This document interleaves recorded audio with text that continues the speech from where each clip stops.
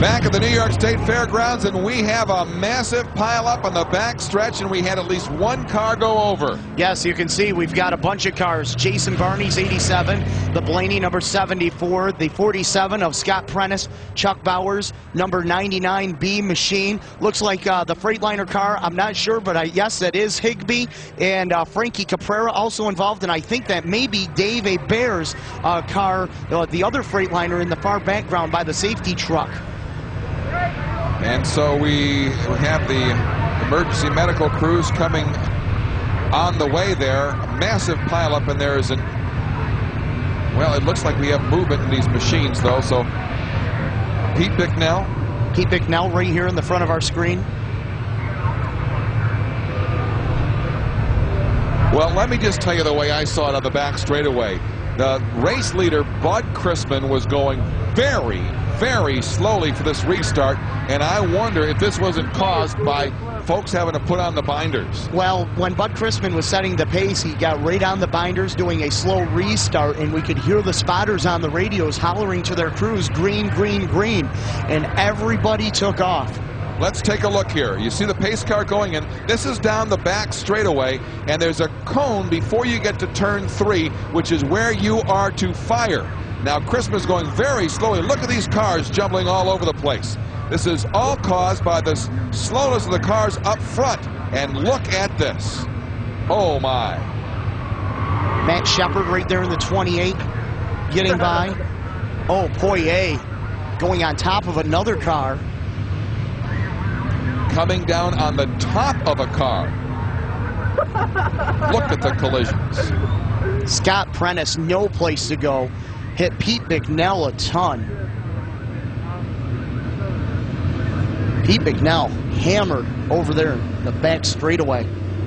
Well, we'll take a look at it again, I'm sure. Do you agree with the cause?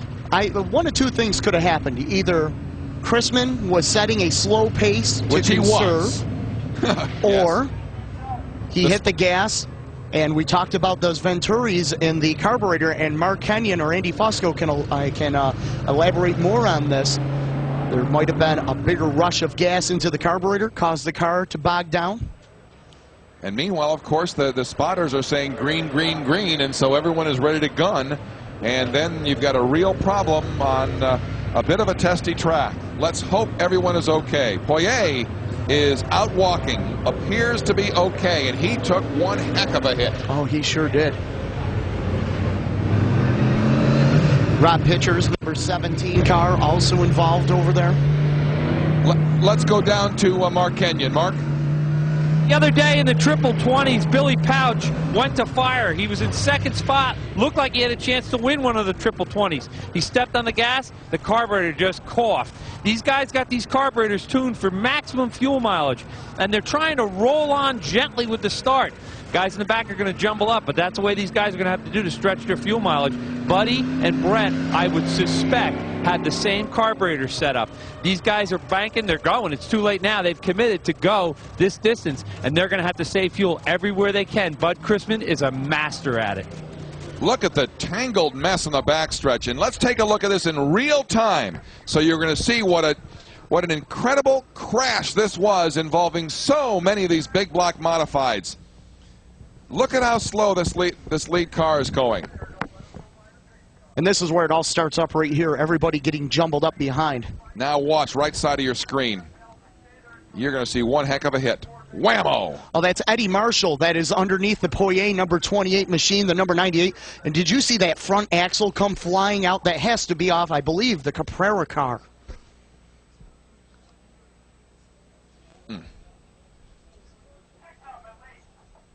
Now we'll wait for some report, when we certainly hope that everyone is okay. Let's go down to Andy Fusco. Andy, you're at the wreck scene? I got Jerry Higbee. Jerry, what exactly happened? Well, I don't know what happened. It happened up toward the front. We had just pitted. We led the 100th lap. We were happy with that, and we were all set with fuel. And come down the back stretch, and everybody up front, you speed up really fast, and then getting into 3, you slow down a lot. So speeding up and slow down, I think everybody just gets jumbled up, and then guys in the back, it's hard to slow down. Everybody just piled into one another, but everybody's okay, and these cars can be fixed. So, Doug and Shane, I'm going to talk to a couple more drivers if it's possible. These cars are really mangled. I hope no one's hurt. Yeah, well, we'll look forward. I can talk to anyway. That's good. That's good. A little bit of reassurance right there. But, Andy, stay on that. Boy, Steve Poirier, what a whack he took. Oh, Steve Poirier was right over the top of the number 98 of Eddie Marshall. And look at the Bicknell number 1B. He took a shot on the back straightaway. And when he got hit, you know the cars are at least 3/4 of speed when they got to him. And, Doug, you know, we've been talking about how the motor department has come so far here at the track as far as the fuel mileage and everything. But we've got to give a shout out to how well these cars are built to protect these drivers. The technology in just the protection of the roll cage and everything over the last 20 years keeps these drivers safe. Back down to Andy. Here in the ambulance, believe it or not, riding back to the pit scene, and it looks like the All-Star League with some of the favorites here. We'll go right around the room. First of all, Marshall, how do you feel and what happened? I'm fine. Neck's a little sore. Just one of those Syracuse deals. Cars got bunched up on the restart. A bunch of cars turned sideways. Track blocked. Nowheres for anyone to go, and you know, that was that. Steve Poirier, what's your take on the deal? I'm sorry. Where's Steve? He's not in here. Okay. Pete Bignell, what's your take on this? Well, just the same thing. You know, they seemed like the leader started to go, and we said it was green was out, and we all started going real fast out of the back, out of turn 2 there, and all of a sudden it seemed like the front pack just started to slow down, and they started to bunch up. Couldn't see anything. Just started driving in, and everybody trying to stop. You just running into each other. Dale Blaney, what? You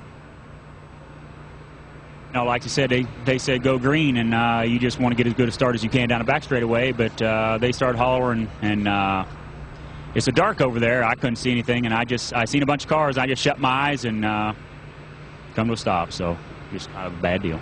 Okay, they're telling me I'm breaking up here in the ambulance, so I'm going to have to cut short. But for you, Dale, is this easier or harder than the? Right now, it's a little harder.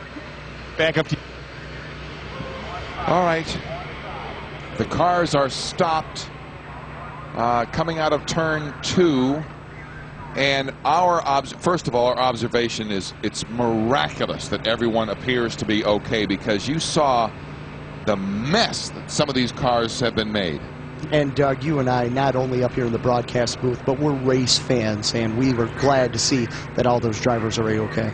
And whether his car failed to fire or otherwise, Bud Christman was going very, very slowly as he was in the second part of the backstretch heading toward turn 3 for this restart. And it's obvious as you see the replay that everybody got on the gas, then got on the binders, and it was a real problem here on the backstretch at the New York State Fairgrounds. 120 laps in, 80 laps to go. This is the Eckerd 200. We now have a red flag situation at the New York State Fairgrounds. Rush Hour on Dirt.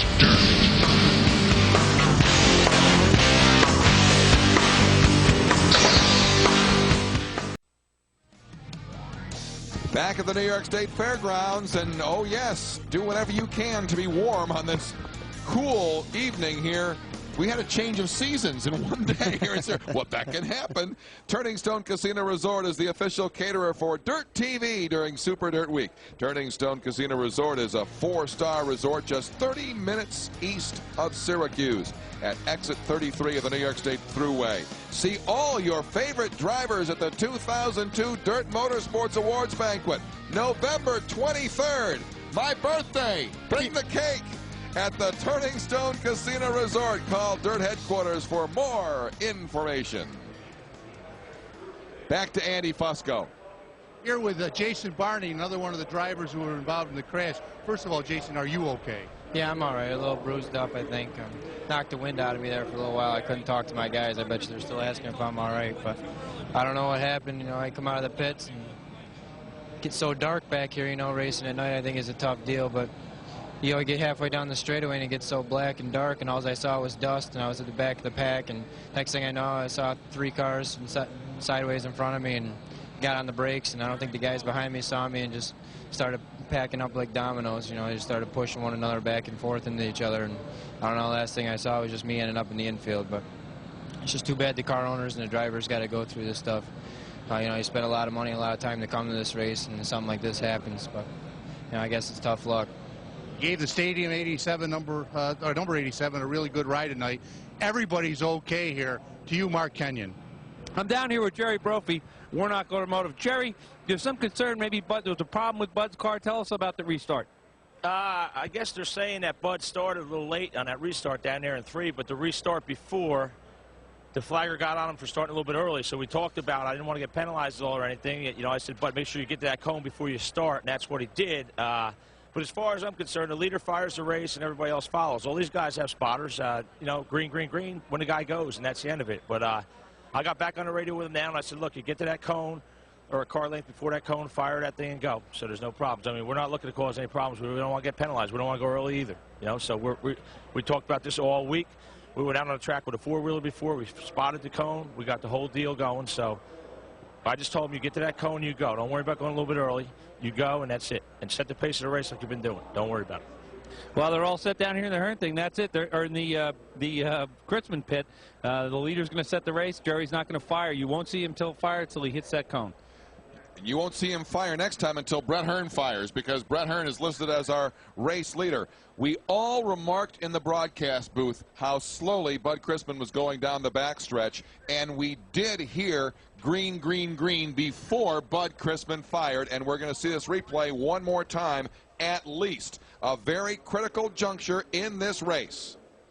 Well, we can't see where the cone is, but we can see where the cars start to fire. There's the restart cone as it now comes into play. And you see him accelerate, but the damage has been done behind him. And perhaps you can say that's 100% accurate, that it is a spotter's problem other than Bud Christman's, because he clearly did not. He was going very slowly, but he did fire at the cone.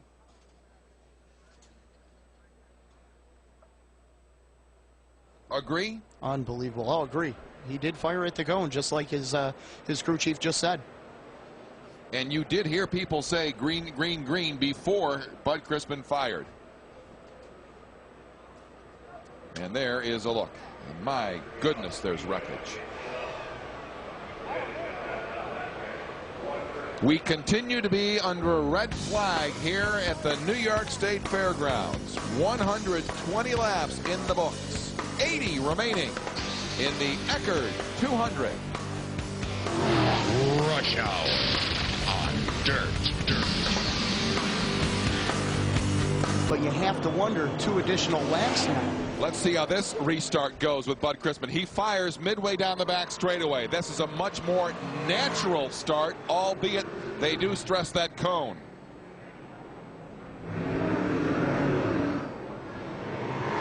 And there is your race for the lead as they swing around turn 4 and down the front straightaway. Bud Christman opening up 2, now 3 car lengths on Brett Hearn. Kenny Tremont back there in the 3rd position. Jimmy Horton in the number 99 sitting back there in position number 4.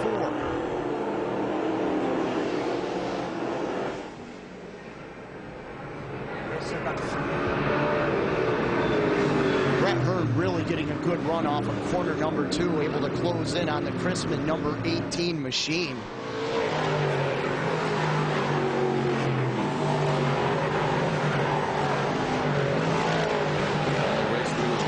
Front straightaway. Bud Christman leads. Brett Hearn 2nd. Tremont 3rd. Horton 4th. Danny Johnson 5th. Look at the line. 2 different lines that they're taking off of turn number 2.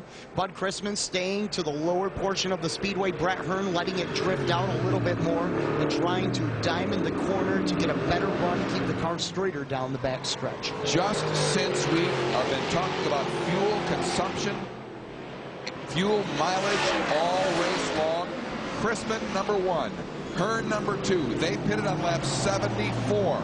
Kenny Tremont 3rd, Jimmy Horton 4th. They pitted on lap 91, as did the 5th place runner Danny Johnson. Well, as we see by the map, that Christman and Hearn are going to have to go 126 laps. Kenny Tremont will only need to go 101 laps, as well as Jimmy Horton. So if the 2 top runners right now run out of gas late in the stages, Kenny Tremont and Jimmy Horton are going to be right there to pick up the pieces. And Billy Decker, who first of all was running 2nd behind Hearn, did not pit when the race leader came in. Pitted then